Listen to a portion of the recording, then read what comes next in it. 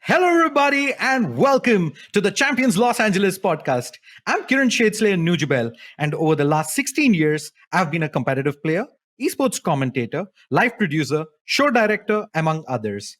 And joining me today as co-host is presenter, caster, and analyst, my dear friend Ranjit MambaSR Patel. What's up, Mamba? How are you doing? I'm doing wonderful, Kiran, and I can gladly say I've had the privilege to see you go through all those roles, especially the role where you were the live producer in my ear. But obviously, it's wonderful to share the space with you in front of the camera this time around. The pleasure is mine, Mamba. Let's dive straight in and talk about VCT Road to Champions.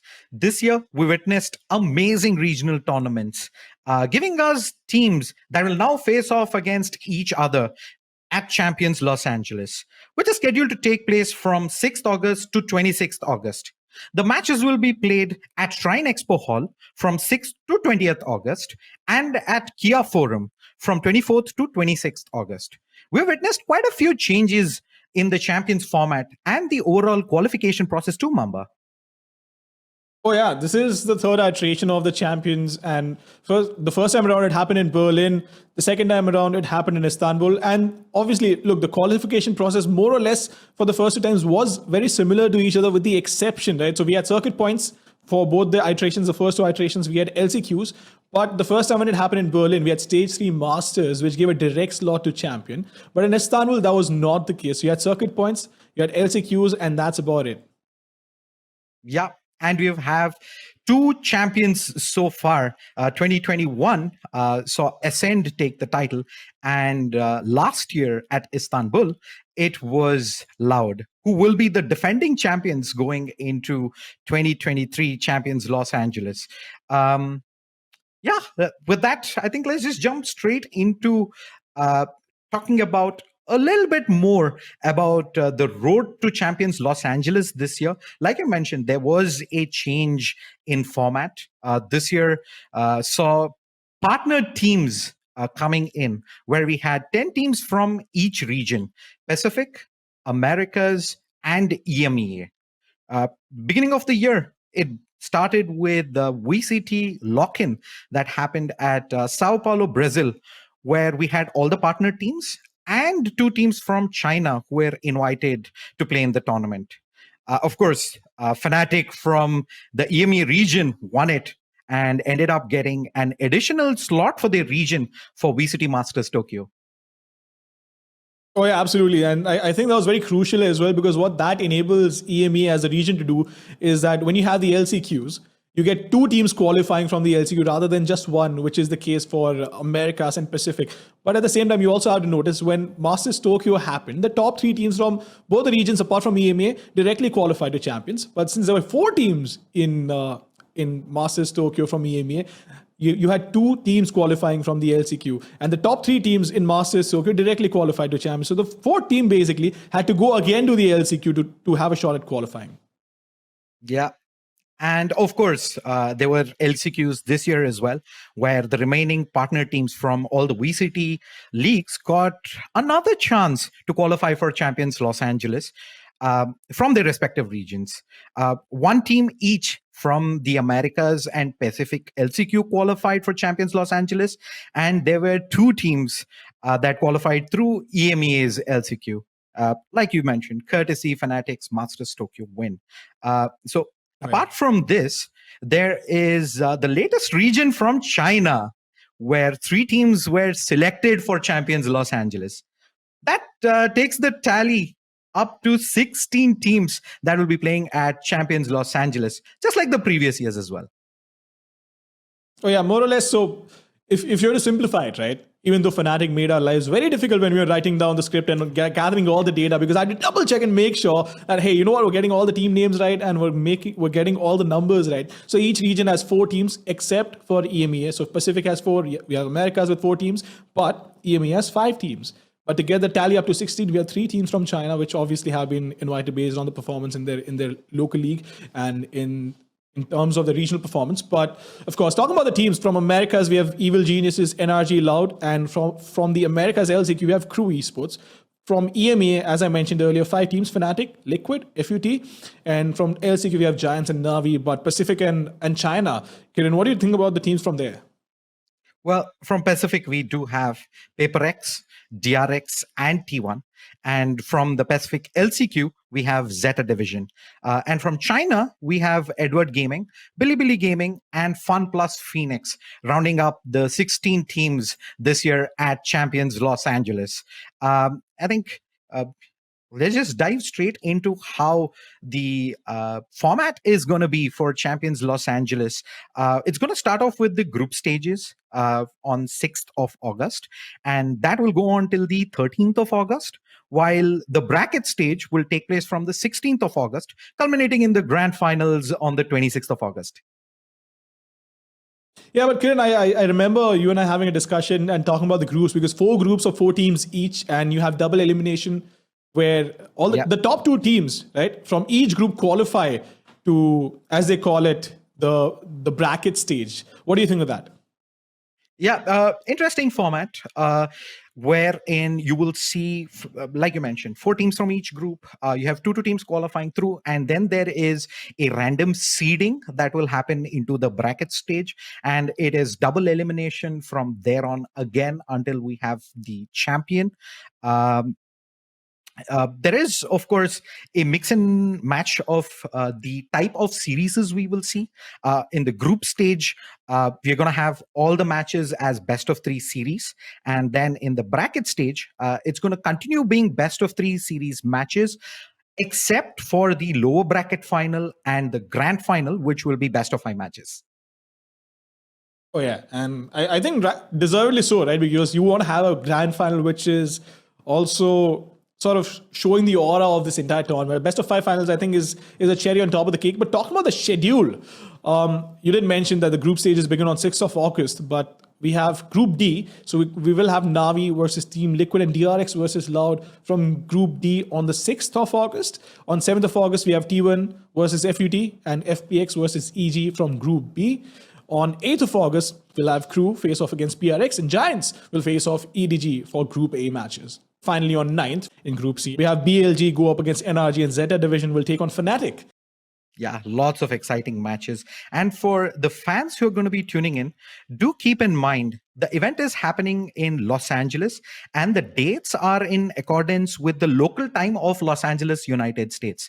The matches will begin at 12 p.m. PT on the 6th of August, which is 12:30 a.m. IST on 7th of August. So make sure to check the time for all the matches according to your local time zone. So finally, I don't have to feel guilty about staying up late at night, because at least I'll be watching matches, being a little productive. Yeah, I'm going to be up all night as well throughout. It's going to be a lot of fun, and giving us more insights about Champions Los Angeles and have a lot more discussion about it. Let's go ahead and bring in some of the pros who've been part of the VCT journey this year. We have Abhirup LightningFast Choudhury from India. He plays for Global Esports and competed at the VCT Pacific League 2023 and the VCT LCQ Pacific 2023. Next, we have Sabyasachi Antidote Bose from India. He is the IGL of Orangutan, which won the Split 1 and Split 2 of the Valorant Challenger South Asia and played at VCT Ascension Pacific. Lastly, we have Agneya Marzil Kaushik from India, and he plays for Team Sarafa. He played Split 1 and Split 2 of the Valorant Challenger South Asia. Thank you for joining us, everyone. Let's dive straight in. The road to champions has changed compared to last year and the year before as well. All 3 years we've had different qualification processes, and this time around as well it was different. Lightning, once again, starting with you, what do you think? How do you feel about this new process that we've been following? To me, it feels more competitive because, like, before it was like you knew which teams would go every time, but this time it feels like there can be so many different teams coming up every time. Like, for example, in NA, you see Crew winning the LCQ out of nowhere, and it just feels like more competitive. It's not like the last time where it's like two from ACA, one from Korea, and one from Japan is surely going. This time is like there can be 3 Koreans as well, if like, or maybe other maybe even three ACA team, like however it is. So it's like, to me, it's more competitive, and it's like people have more opportunities to go to the champions more. Fair. Andy? For me, it's the same because me personally playing at the tier two scene, or you can call it the Challenges League.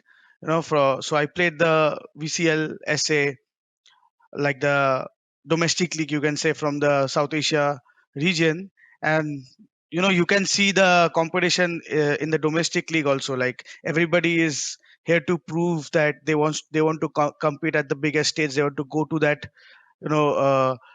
To the franchisee spot, and yeah, like you cannot write on paper that this team will be the winners.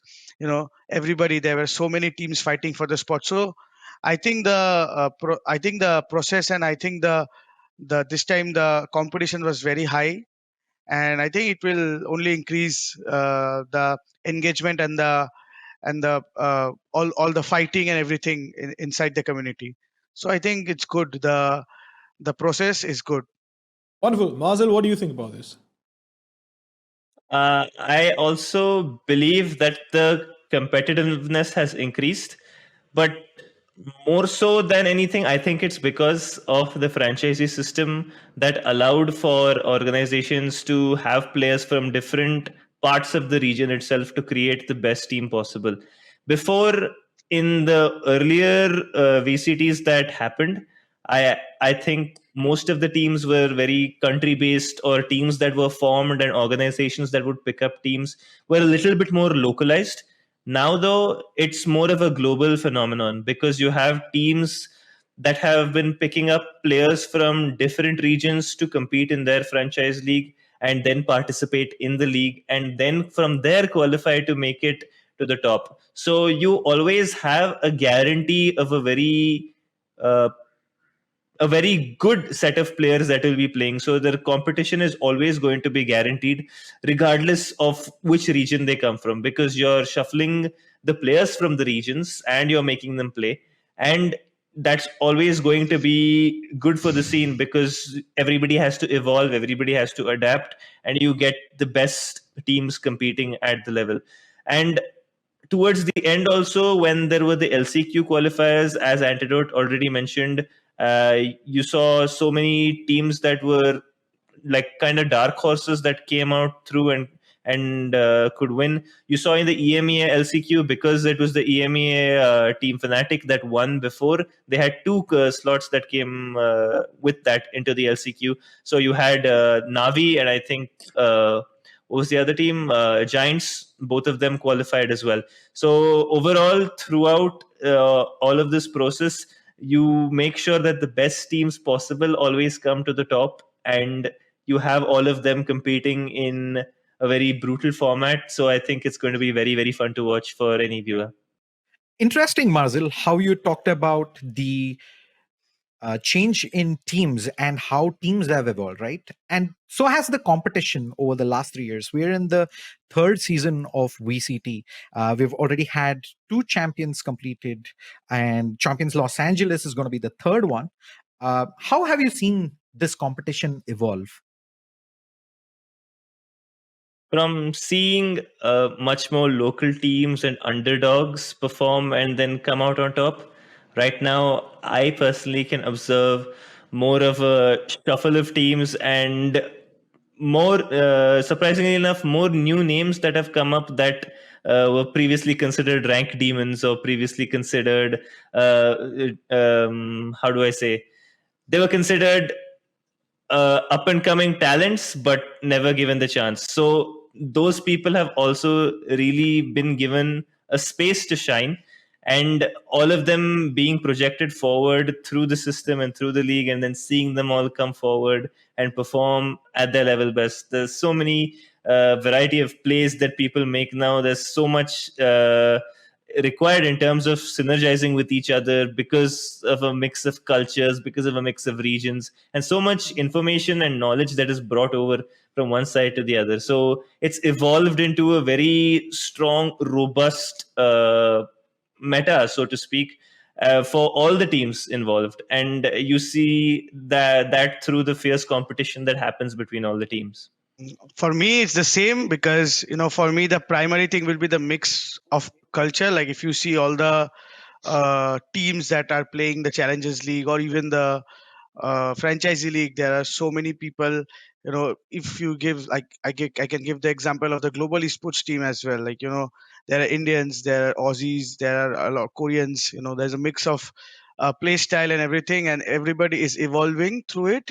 And I think that is why teams are changing and teams are adapting, and they are getting better every day. And I think this was needed, because if you see any sports, like whether it is cricket or something, or football, like the youngsters, they need to learn from the seniors, as well as the other people who are more experienced from other parts of the world. So yeah, that is why the teams are evolving, and it is going like in a proper direction. So for me, it's like I always believe in having a good core. So all these years, I've been like watching people evolve, like teams like Fnatic or even EG, how they had the same core for a longer period of time. And it's like after this change for franchise and or the even when you say in the Ascension, people picking up like good players with firepower, or like youngsters who even players who have like good knowledge about the game. Like for example, when you see Fnatic, they have the like uh, old core, strong core, and they picked up like two best players for the Initiator and Chronicle. Yeah. So yeah. So like they pick up two best players, and like eventually the team becomes like even very good or something like that. So I always believe when I watch this team for 2 to 3 years, like the a good core with good synergy is like one good thing people should work on, and like it has evolved a lot. Lightning, coming back to you, I want to understand what your perspective and obviously everybody else's perspective on this is. The group draw for Champions Los Angeles is out now. We have 4 groups. I want to understand if you feel there's one group which is more exciting than the others, or maybe there's a group of death which you believe is the toughest group to be in. Uh, I don't think there's any group that would be easy, but to my eyes, it's like the group A is very exciting to me, because like I love watching my Pacific teams play, and considering how PRX did so well with CGRS, now that something is here, I'll look forward to watching PRX's every game, and like also how EDG played like last time. I'm just looking forward how they match up against these LCQ winners, Crew, and Giants. Like I'm very excited to watch them. For me, as Abhirup said, that every group is tough. But if you ask me, I would say that Group D is the group of death for me, because you can see it has the likes of Liquid, Navi, DRX, and Loud on their given day. Everybody can win the championship. So I think Group D would be the group of death from my side. For me, I personally think that apart from Group B, every other group has some or the other team that feels like, oh my god, I don't want to play against these guys. I'm really excited though to be watching EDG because of Kang and PaperX, because I'm very sure they're going to come up with some new unorthodox comp that is going to throw everybody off. But as Antidote said, I think the most stacked group is probably Group T. DRX and Loud, and first game they're playing together, and as well as Navi and Liquid. That's going to be a treat for the viewers to watch. But I'm sure they're probably feeling a little bit differently to that. Mamba, I want to bring in your thoughts for this as well. Which is the group you're looking forward to the most? I think I concur with what Marzil said over here, right? Because the way these groups have been divided as well, I think it's pretty smart to have all these teams be put up like this, because every single match that you will see, right, more or less will have the same amount of hype, the same amount of competition. And I think that makes for a better spectator experience, better viewer experience. So to me, again, every single group, apart from Group B, relatively is very interesting to watch. I'm going to agree with LightningFast. Group A is going to be something that I'm going to be looking forward to with PaperX there, crew there. I think it's going to make for some very interesting matches to begin with. Talking about interesting matches, let's go ahead and talk a little bit about the meta today, right? We've seen the meta start at the beginning of the year with lock-in, and through the international leagues and the LCQs, that meta has changed significantly. What is the kind of meta we can expect going into Champions Los Angeles? We'll start with you, LightningFast. So for now, I don't really feel like the meta of like we play these agents in like one map, and like every team is playing their agents. Like to my eyes, like there are a lot of teams like just running different agents, different style of play, every other map. And just for example, when you see Fnatic winning everything just by playing very basic normal comp, or max to max like double controller comps, which is like not very hard to read, or like it's nothing out of the blue. But then again, you see Paper X playing double duelist every map, running Raze on like every map, and playing Gecko out of nowhere, which people think Gecko is nothing. I mean, it's not a good agent, right? So like after watching PRX, also the new teams, like even when you see the APEC LCQ, people are trying to run a lot of double duelist. So for me, it's like whichever team has the better synergy and knows how to approach the game and have a good plan on the round, so that team is gonna win with the meta. Yeah, for me, I completely agree with Lightning Fast because every team has their different play style, and the best play style suited for the particular team, they choose their own meta. Right now the competition, right now the Valorant we play is very different. There is no single, a vanilla let's say composition where every team will run the same because that composition is supposed to be the best played in that particular map. That's not the case anymore because everyone just runs their own comfort zone. For example, PRX or a Fnatic, or even the Chinese teams. They all like to play on their own comfort, and that is why there is a difference of meta, and there is no particular meta, I would say, because yeah, I'm also leading a team, and I need to watch a lot of words and everything. So I find what is the best comfort for my team to play. I cannot just copy paste some team's composition and then I'd be like, oh no, this is not working for me. So for me, there is no meta right now. It is how you approach, how you think, and how your comfort zone is. So yeah, that is for me. Honestly, the popular agent I'm gonna really look forward to is probably going to be Deadlock. I think Oh, yeah. Paper X, I'm 95% sure Paper X have something in store for us, because every time a new agent comes out, or every time there is something new that happens, they're the first to jump on that. So I am very excited to see what Paper X specifically do, as well as any other team that uses Deadlock, because Deadlock in itself, I believe, is not a very strong solo sentinel, that you can't run it the same way you would run a Killjoy or the same way you'd run a Cypher. Usually the comp has evolved from in the past, from the double duelists, then we've gone to double or triple initiator, and from there now, right now, we're in the current zone of like double controller. But I think in this Champions, we probably might get to see a double sentinel meta take over and take everything by storm.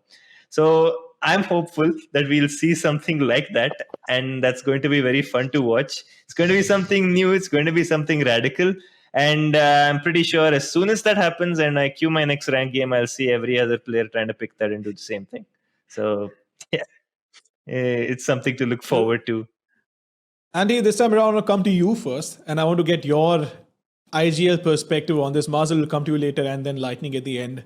Fnatic is obviously the first team to win two VCT titles back to back. They won in Lock in Sao Paulo, they won Masters Tokyo.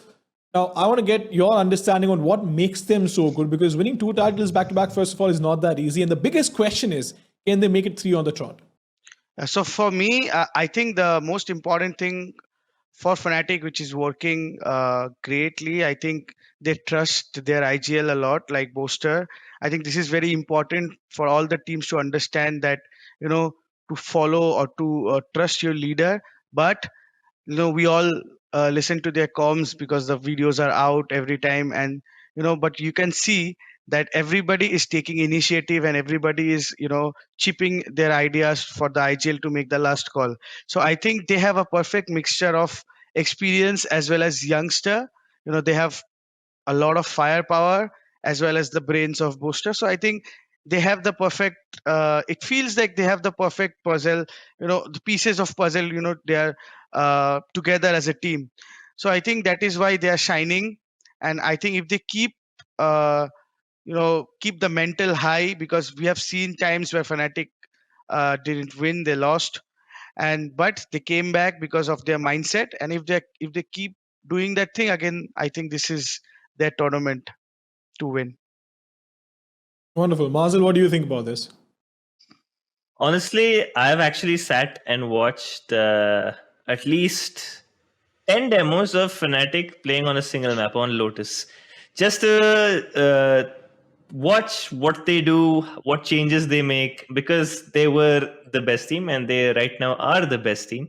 I wanted to just get a glimpse of how they change stuff. What do they do differently on every game? Do they drastically make changes? Do they change a lot of things according to the team they play? Because if you are the best team, everybody is going to watch how you play and they're going to do their homework. Enemy teams especially will do their homework, prepare, and then come and they will know exactly what you do.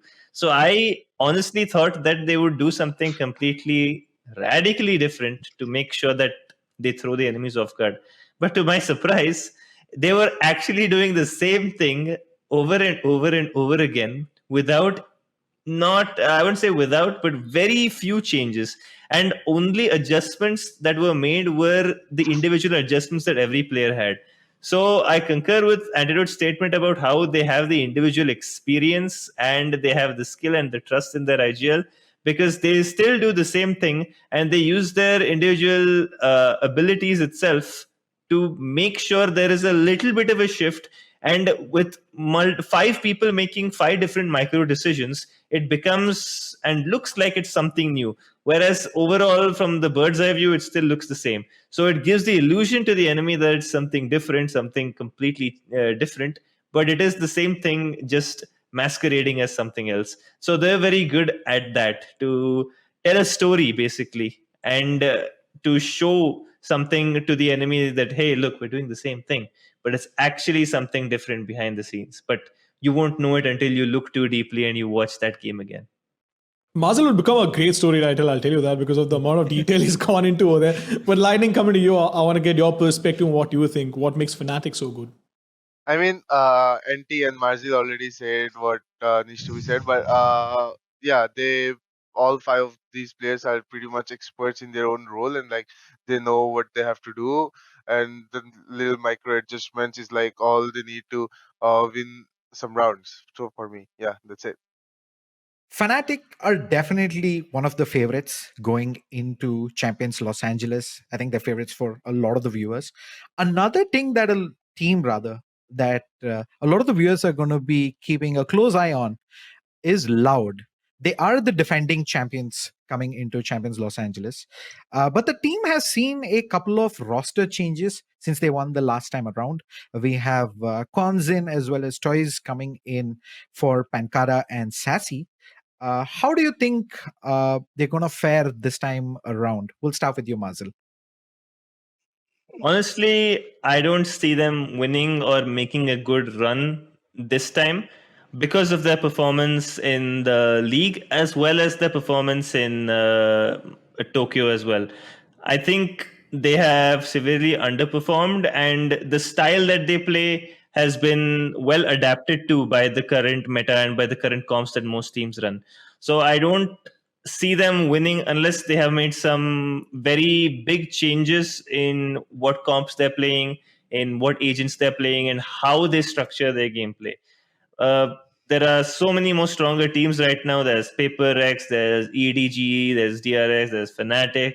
All of them who I believe look much more stronger than the Loud we see today. For me, I think it's 50-50. I mean, who doesn't love to see Brazilians play? They bring so much passion and this brings so much energy into the server. Their fans are amazing. So I think for me, as Marzil said, the performance was not up to the mark by the current Loud roster. But I still believe that if they have some new things under their arms and they can pull that out on the in the correct time, I think they can do some big damage in this tournament.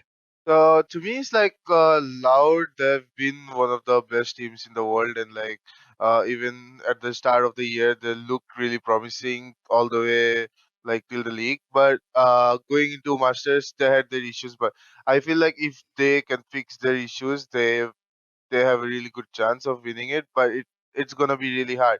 But even without saying this, Loud roster is like they are as a team they're really unpredictable, and as a individual players they're really good in their own roles, and their roles are like really um defined.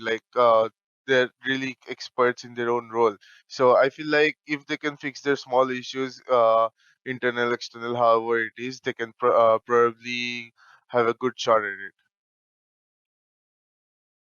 That's an overview about teams, right? Which teams you're looking forward to, which are the teams that you believe can actually take it all away. But Marzil, I want to come back to you, and I want to have your perspective once again on which are the players that you're looking forward to. Are there any players that stand out for you? EDG's Kang Kang or ZMJKKK as his nickname is spelled out. There is PaperX, every single player of PaperX. I really hope something plays this time. I'm really looking forward to watching him play. I always look forward to watch Fnatic's Alphager also play because I think he's just mechanically so skilled and he's just no talk, no nonsense, just pick them heads off. And you always love to see that. You always love to see somebody who's really skilled in action. So probably there are a few more, but these are probably the top three that I'm on the lookout for. What about you, Andy? Which are your top three? So for me, I would love to watch Boaster, because I just love the personality and I love how he leads in game. So I want to watch how he handles the pressure of a champions. Then Finesse also, because he has been there, he has won a lot of titles, and I think now again he is motivated, and now again this is a time to prove. I think he will come up very strong. So yes, FNS is there. And one more I would love to say is Sultan Dawai. Why not him? Because he has been in the industry for a long time and he's been proving day and day. And I think for PaperX, he is one of the pillars. And I think if he leads his team properly, I think PaperX will shine. So I think these three will be my pick. It's pretty interesting because all three of you have actually played against some of these players on a regular basis. Yeah. You've probably known them for a very long time as well. So it's interesting to see some of these names have an overlap amongst the three of you. But LightningFast, what about you? What are your top three picks? So I'm also going with Anti. Like when you think about support players and duelists, like in PaperX something is gonna pop off. I am 100% sure he's gonna pop off, but it all depends on how Dawai is really playing. I really feel like he's the pillar of PaperX. Like if he and Mindfreak are playing good, and like PaperX is unstoppable. But apart from that, the whole PaperX team is like I'm looking forward to watching them play. And also like from NA, I feel like or Americas, I feel like I wanna watch Boostio, because the way he frags out being an IGL is like insane to me, and like I cannot understand how he's like so mechanically gifted. Yeah, I think that's it. It's predictions time. We have 4 groups that we're going to begin with in the group stages, and there are 4 teams in each of these groups. Let's start with Group A. It has PaperX, Crew Esports, EDG, and Giants. We'll start with you, LightningFast. Which are the two teams, according to you, that will make it out of the group stage and into the bracket stage? I think like Paper X is gonna smash them all, but apart from Paper X, it's gonna be Crew is gonna barely make it out. I feel like. For me, it's the same. It's Paper X first slot, and the second slot is Crew. It would be a very hard fight between the Chinese team, EDG, and Crew. But I think the boys from South America will, get the win and qualify. For me, I think Paper X and EDG. Asia represent. But I noticed, Marzil, right, when LightningFast said Paper X is going to smash them all, you had a massive smile. Is there a reason why?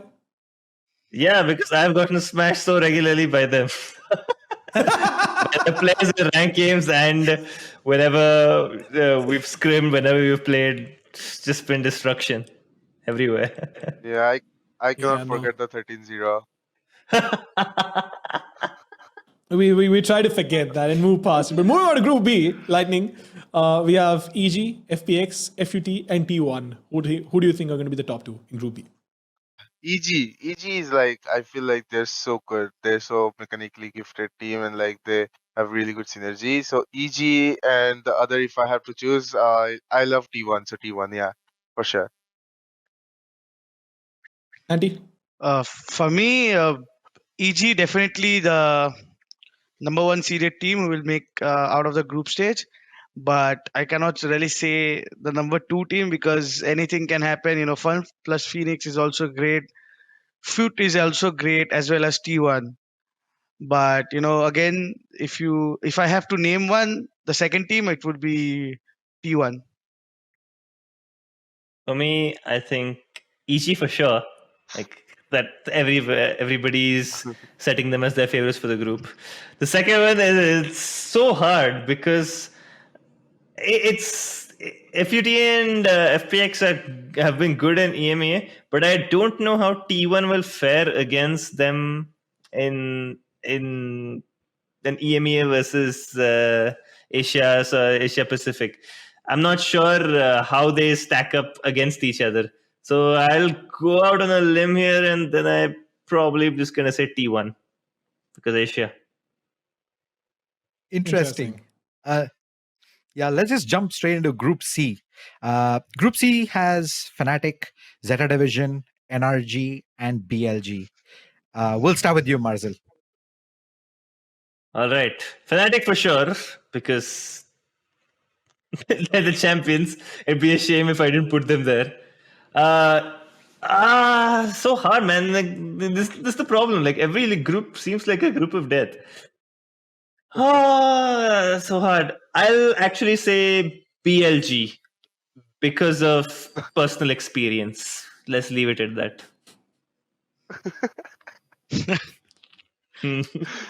Yeah, I second that. Fnatic and BLG. That's it. Okay, for me, it's the battle between two brains. I think it's Fnatic versus. Oh no, Fnatic is the number one, and number two is NRG. I think it's the battle between Boaster and Finesse. So for me, obviously Fnatic first, but then again, I really want to save BLG because how good they played against us on scrims. Like they're such an insane team. But Yeah. I second that. they're such an insane team. Like we had so much trouble playing against them, but it's hard. Maybe energy. That is quite interesting, but I really like the personal experiences that you've all been sharing. But moving on to Group D over here, right, which has Team Liquid, Navi, DRX, and Loud. Now, I believe this is the most difficult one to choose for all of you. But Marzil, once again, coming back to you, Group D, which two teams? I honestly thought it would be super hard for me to choose, but here I'm just going to choose what the teams that actually want to make it through. So I'm just going to go with Liquid because I'm a Nats fan, and DRX because Korea Power. For me, I think Loud will be the number one team to qualify see again, yeah, because I love how, I love to see Brazilians or the South Americans play so loud. And number two, oh my God, this is so hard. I think number two, okay, this is my heart speaking. I think it's DRX. So loud and DRX. Good job.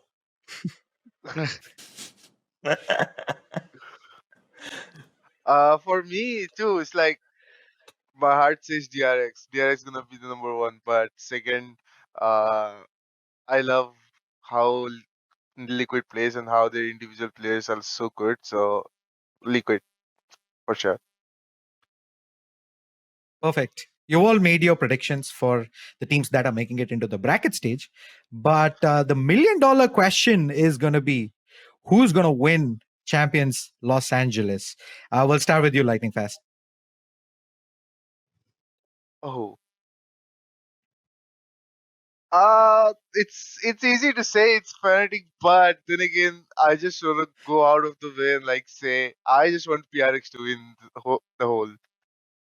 It's my personal feeling. I just want PRX to win.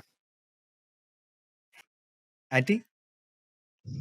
For me, it would be Fnatic. Not because they are the favorites or they're the best team. I have been a Fnatic fan since a long time. When they were not winning, when they were being second or something, but now it's glory time for us.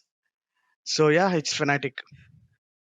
He's such a big Fnatic fan. He's wearing an orange hoodie right now also. That's because of Orangutan.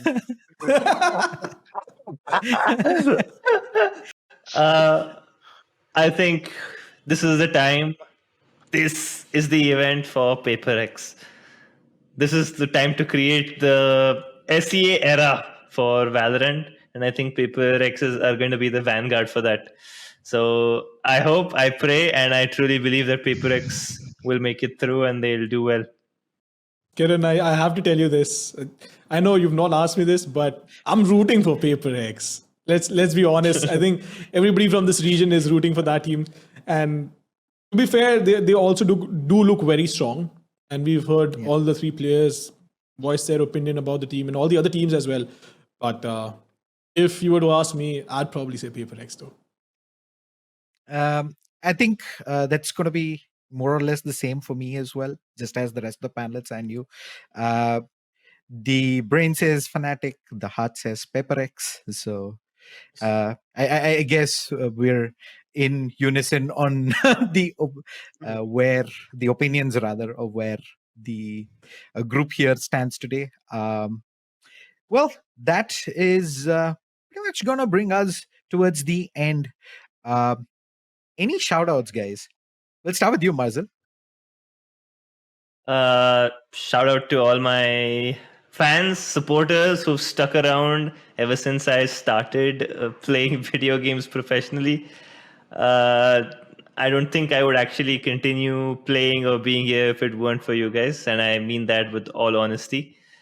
I hope you continue supporting, and I hope that over time our scene evolves. I have no other really specific shout outs. I just want the best for the scene. So shout out to all the viewers, the whole community who keep supporting Valorant, and I hope you continue doing the same. Thank you.